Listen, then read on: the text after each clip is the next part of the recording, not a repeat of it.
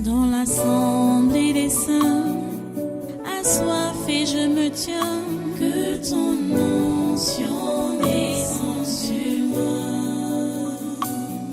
Conscient que mon destin est dans le creux de ta main, que ton onction descende sur moi. Je suis disposé, assoiffé, que ton onction descende sur moi. Je suis disposé, assoiffé, que ton onction descende sur moi.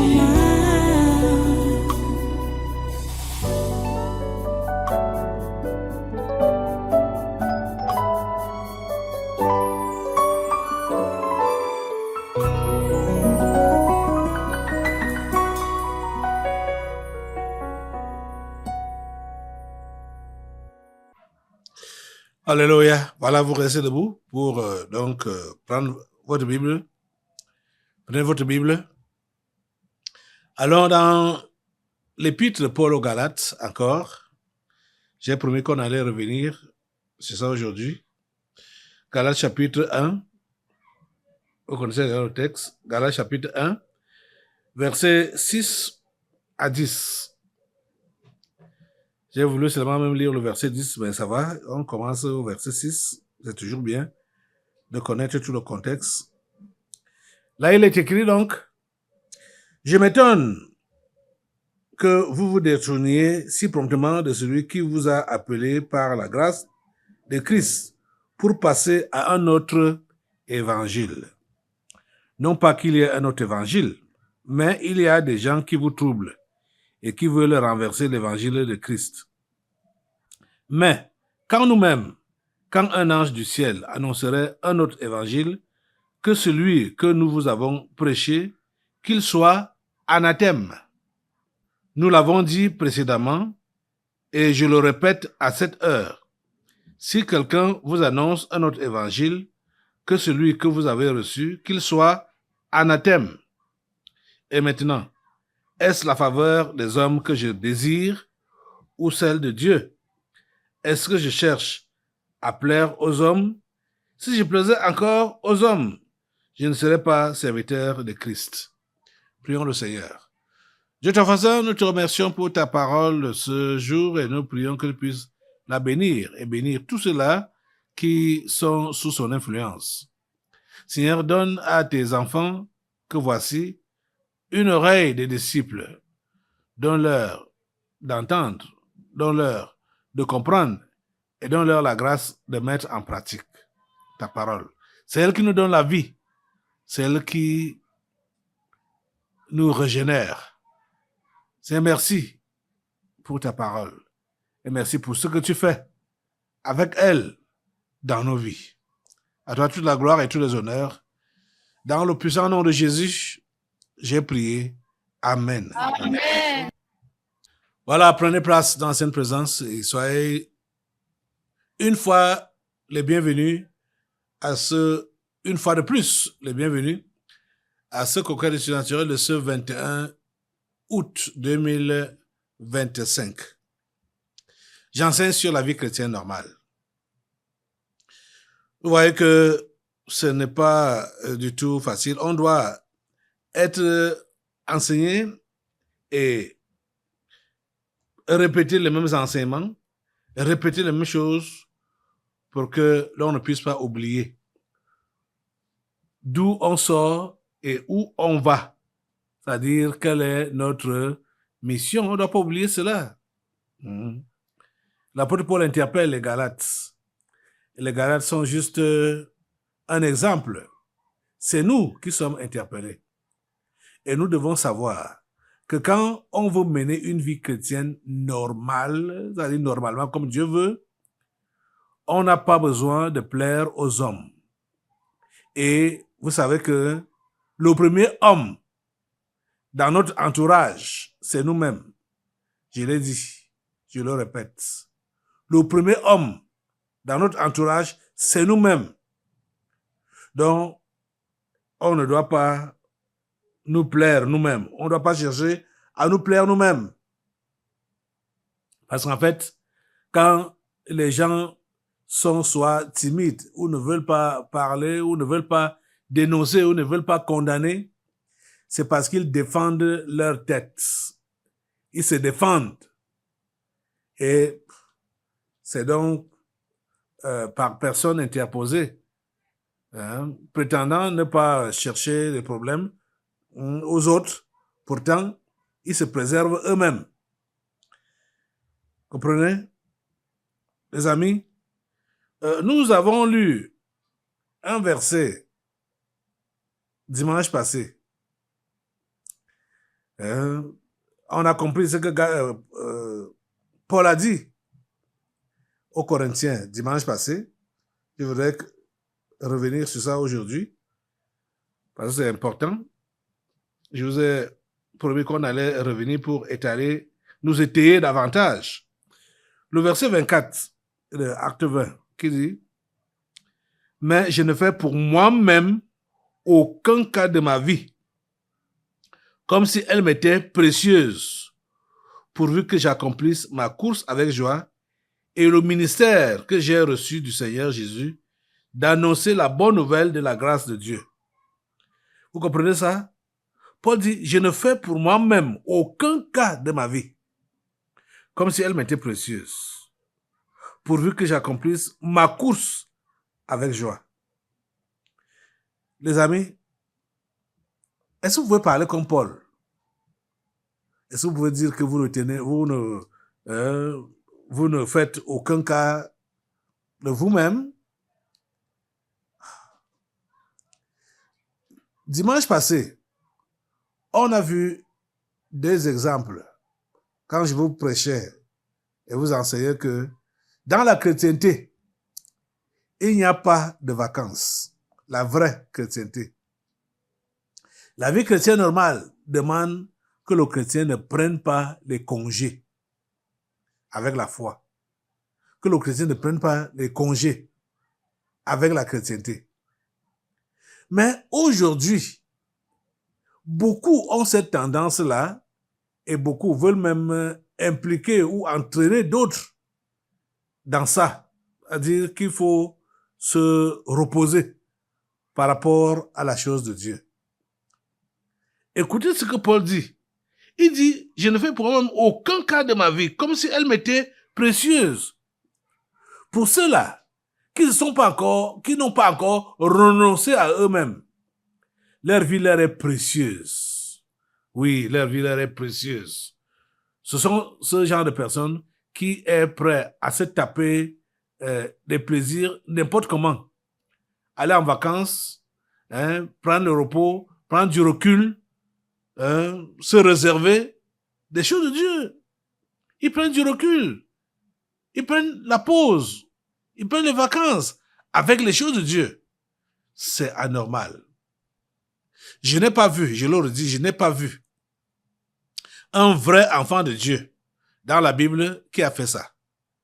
Et le seul exemple que j'ai vu dans la Bible de celui qui a fait ça, parlant du roi David, quand il a fait ça, c'est-à-dire prendre congé, prendre les vacances avec le travail que Dieu lui a confié, on a vu les dégâts que ça a fait. C'est-à-dire, ces congés, ça a été un grand dommage pour toute la nation, en commençant même dans sa maison. Parce qu'il a pris les congés avec la vie chrétienne normale. Le peuple est en guerre. Tout le monde va en guerre. Le roi David reste à la maison pour se reposer. Il monte sur le toit de sa maison, se balader, prendre l'air frais. Et pendant qu'il prenait l'air frais, dans la soirée, qu'est-ce qui se passe? Il voit une femme qui se lavait. Vous voyez ça? Et il envoie ses serviteurs aller la chercher. Le voilà qui commet adultère avec cette femme. Une femme mariée. Il a commis adultère avec elle. Et quelle est la raison fondamentale de ce péché de David? Le seul péché qu'il a commis, c'était quoi? Le repos, les vacances, le congé. C'est ça qui a entraîné ce grand homme dans cette honte. Parce que plus tard, ça a entraîné beaucoup de dégâts, comme je l'ai dit au début là, commençant dans sa famille, et cela s'est poursuivi dans la nation. Pourquoi? Parce qu'il a décidé de prendre du repos. On ne prend pas le repos avec la chrétienté. On ne prend pas de congé avec la chrétienté. Je veux que tu puisses vraiment me comprendre. Quand on est chrétien, on est un chrétien normal, la vie chrétienne normale, ne demande pas ou ne veut pas que le chrétien puisse avoir des moments de relaxation. Hein? Vous comprenez ça? Vous dites, ok, ça va. Je n'ai pas vu dans le Nouveau Testament les apôtres qui ont été appelés à continuer le travail de Jésus. Je ne les ai pas vus aller en congé. Je ne les ai pas vus aller en congé.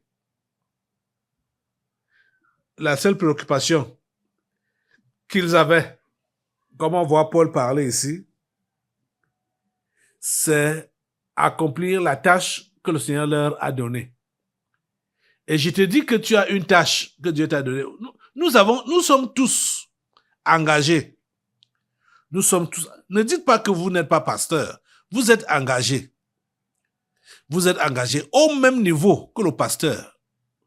Tout le monde qui est chrétien véritable là, il est engagé. Quand Paul dit, je ne fais pour moi-même aucun cas de ma vie. Mais regardez, en commençant avec le texte de Galates, je vous ai dit que avant d'être apôtre, on est d'abord un chrétien. Avant d'être pasteur ou prophète ou n'importe quelle place que Dieu va nous donner, nous sommes d'abord chrétiens normal. Et c'est à ce titre-là qu'on se présente devant Dieu comme chrétien d'abord.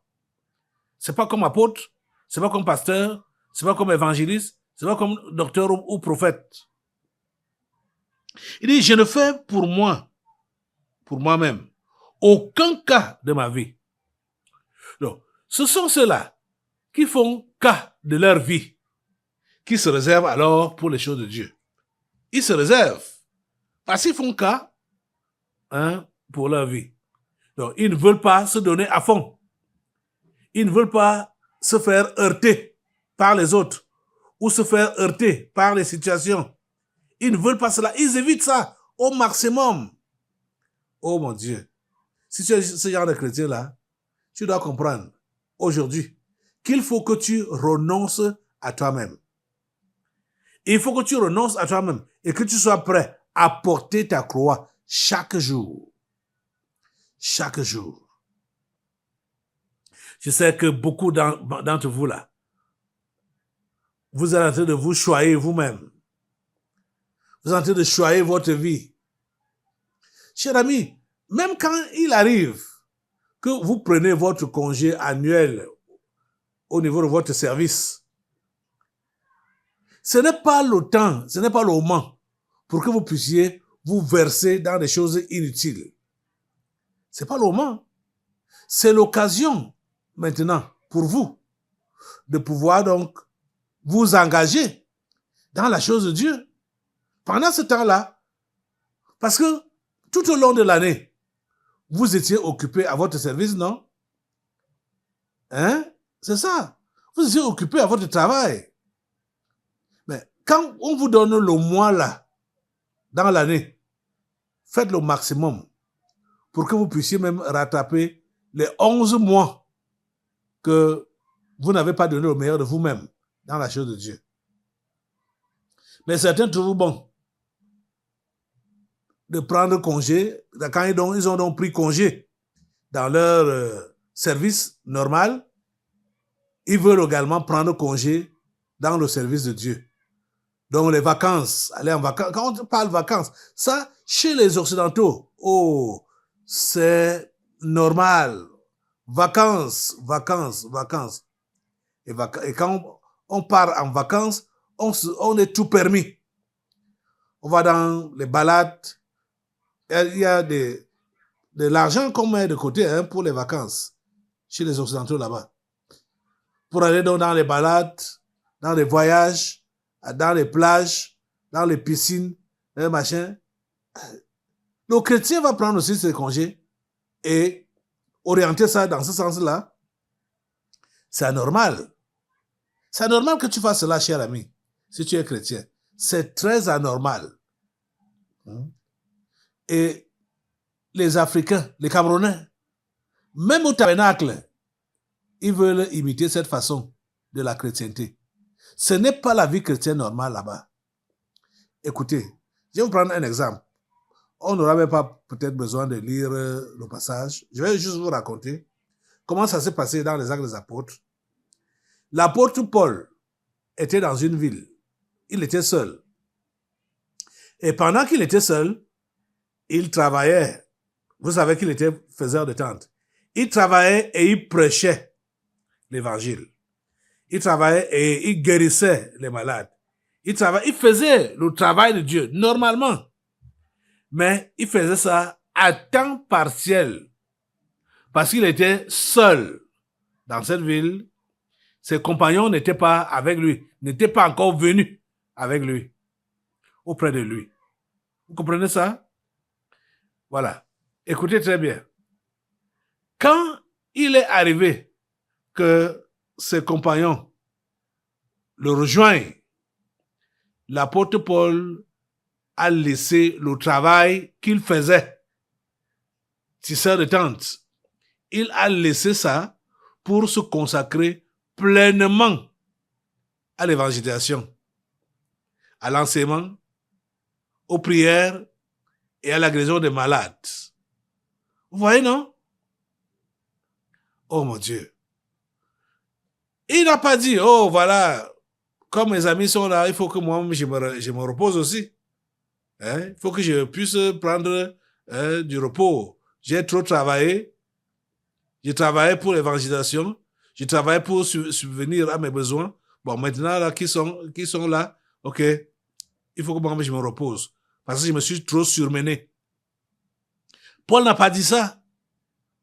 Paul s'est consacré pleinement donc à l'évangélisation, au travail de Dieu. Vous comprenez? C'est comme ça qu'un chrétien doit réfléchir. Un chrétien normal doit réfléchir. Quand le temps, c'est pour les choses de Dieu que tu dois chercher assez de temps. Ce n'est pas quand tu as donc tu as assez de temps avec toi-même, tu vas donc utiliser ça uniquement pour toi-même. Donc quand tu prends ton congé, tu veux utiliser ça uniquement pour toi-même. Ce n'est pas biblique. Ce n'est pas biblique. Je vous dis que je n'ai pas vu ces apôtres prendre le congé.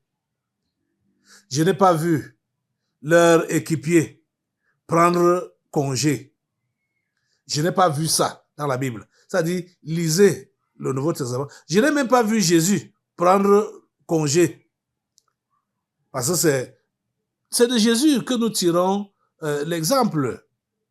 C'est son évangile, sa parole que nous prêchons. C'est en lui que nous croyons. Nous devons nous référer à lui. Est-ce que vous avez vu Jésus prendre les congés un jour?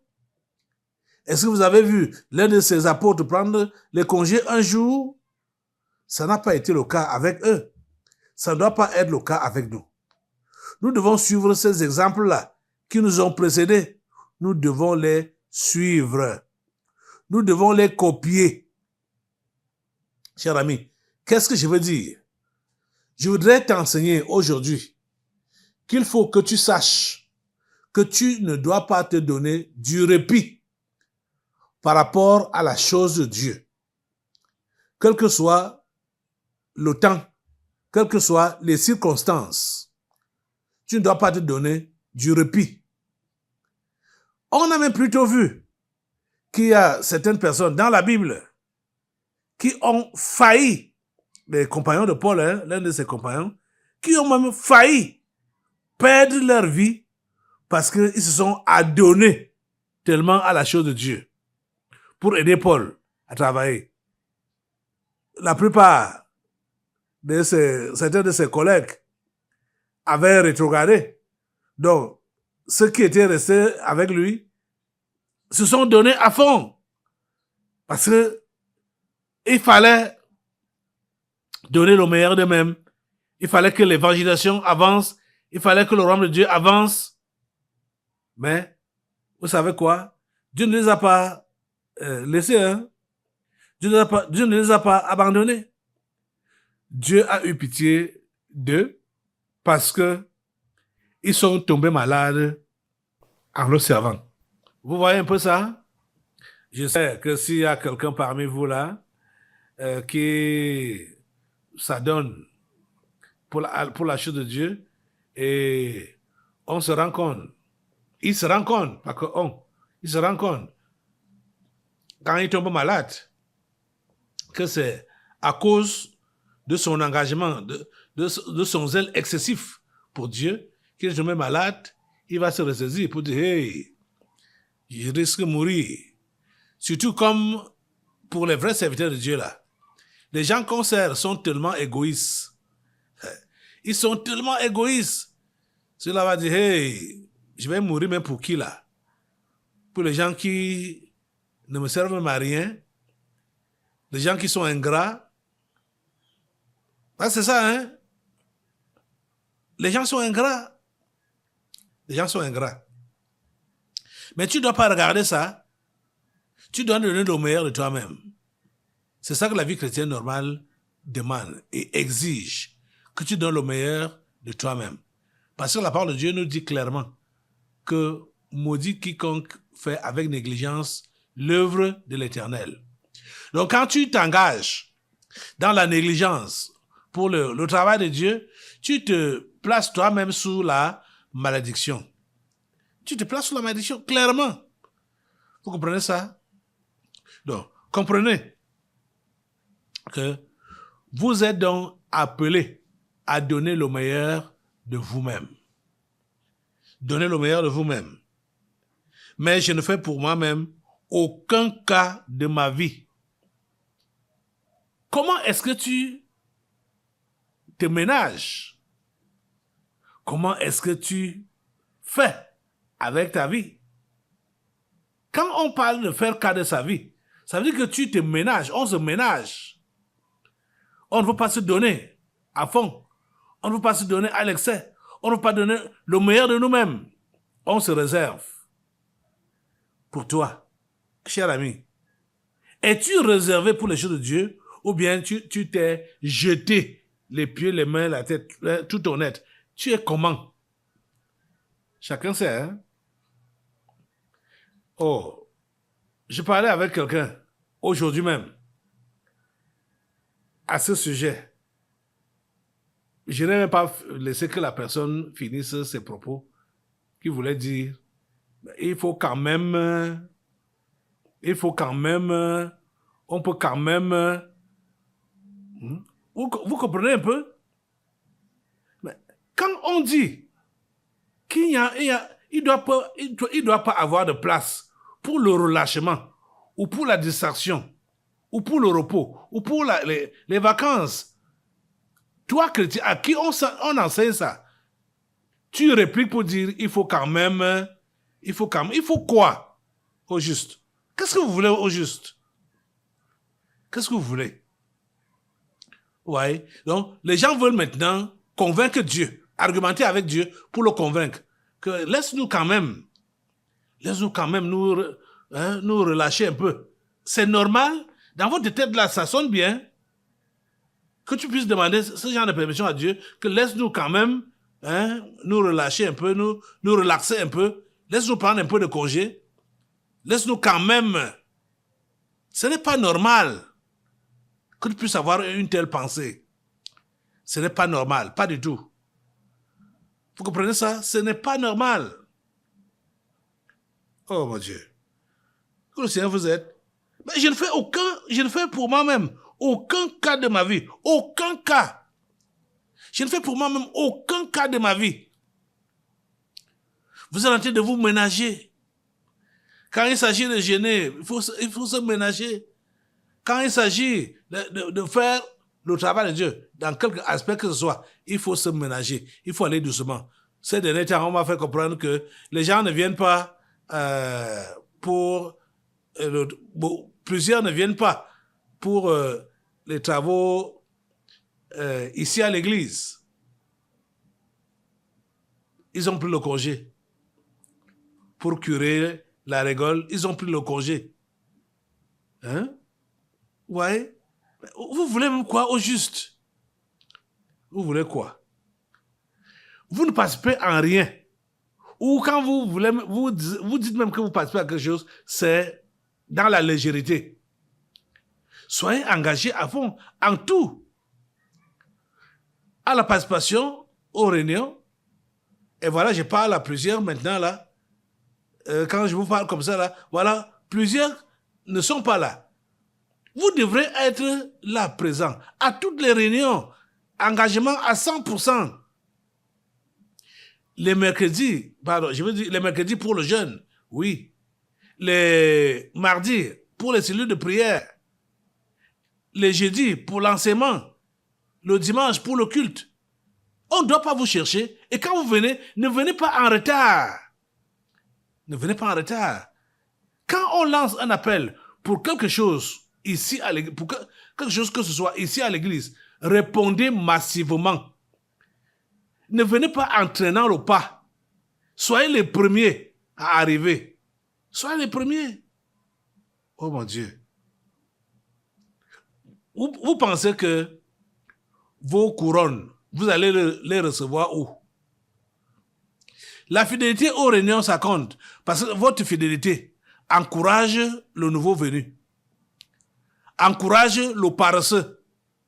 Vous voyez, non? Ils vont voir votre exemple et ils seront motivés à suivre cet exemple-là.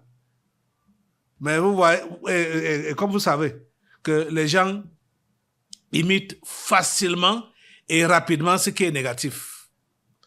Donc vous voyez que vous préférez plutôt être des encourageurs, du moins ceux-là qui encouragent à la négativité. Donc, vous êtes même plutôt des occasions de chute. Donc, vous préférez être des occasions de chute. Parce que quand vous faites mollement la chose de Dieu, les gens, c'est ça que les gens vont voir et imiter. Parce que les gens aiment beaucoup imiter ce qui est mauvais. Vous voyez? Oh mon Dieu. S'il vous plaît, changez, hein? Changez. Changez. La vie chrétienne normale demande votre engagement. L'engagement total. L'engagement total. Je dis total. Vous devez être engagé totalement. Vous devez risquer votre vie. Quand pas d'engagement, vous devez risquer votre vie. Même s'il faut que vous puissiez perdre votre vie dans votre engagement, vous allez partir au ciel. Vous allez partir au ciel. Parce que vous serez mort martyr. Je me rappelle d'un homme de Dieu, ici au Cameroun. Il habitait même Yaoundé. Qui est mort, on peut dire par accident, parce qu'il était tellement engagé pour la chose de Dieu. Et il aimait jeûner. Jeûne et prière. C'était sa vie là-bas. Et il était dans le jeûne quand il est mort. Comment il meurt?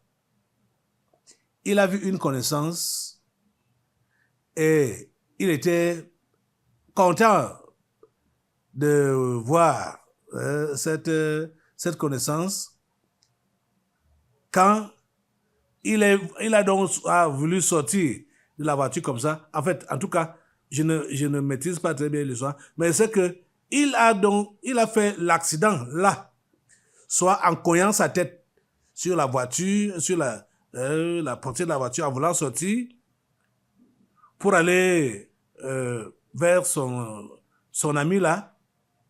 C'est là qu'il est tombé. Il était dans le jeûne. Il était dans le jeûne et la prière. C'est comme ça que le Seigneur l'a emporté. En fait, c'était son temps. C'était son temps. Comme ça. Il est parti. Donc, même s'il faut que tu puisses mourir, parce que tu sers tellement Dieu. C'est vrai que, pourquoi je prends son exemple? Parce que s'il se nourrissait normalement, ce choc-là n'allait rien lui faire. Mais le choc l'a beaucoup ébranlé parce qu'il était également, je peux dire, affamé. Il n'avait rien mangé. Vous savez, quand le ventre est vide, on n'a pas l'équilibre, on n'a pas la force et tout peut arriver. C'est ça que je voudrais dire. Donc, même s'il faut que tu perdes ta vie parce que tu t'es tellement engagé pour les choses de Dieu, tu ne partiras pas en enfer. Au contraire, tu partiras au ciel. Plusieurs parmi vous, vous ne pouvez pas savoir dans quelles conditions j'ai souvent été pour vous servir ici, là. Si j'étais comme certains parmi vous, là, j'allais déjà déposer les clés depuis longtemps. Dire que ça va, l'affaire de Dieu, là, de servir, ça va comme ça suit comme ça. Mais je ne fais pour moi-même aucun cas de ma vie. Aucun cas. Je vous dis la pure vérité.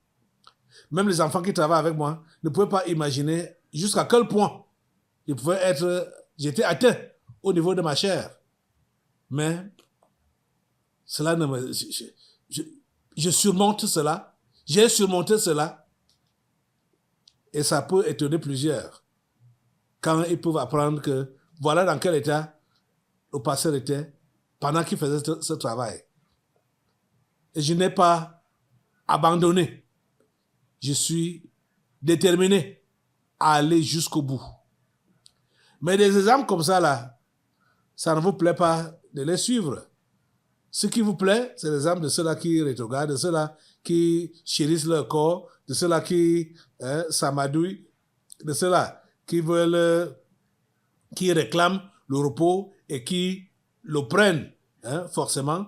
C'est ça qui vous intéresse. C'est ça qui vous intéresse. Ce n'est pas ça la vie chrétienne normale.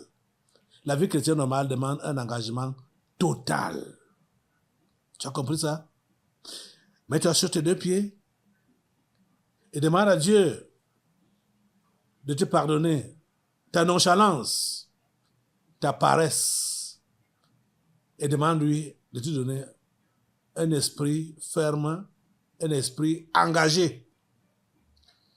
Seigneur, s'il te plaît, engage ces gens, engage-les. Donne-leur l'engagement, la fermeté, l'endurance, la persévérance dans ton travail. C'est au nom puissant de Jésus que j'ai prié. Amen. Amen. Voilà la première place. Nous allons maintenant passer aux délivrances prophétiques. Dans l'assemblée des saints, assoiffé je me tiens, que ton onction descende sur moi. Conscient que mon destin est dans le creux de ta main, que ton onction descende sur moi. Je suis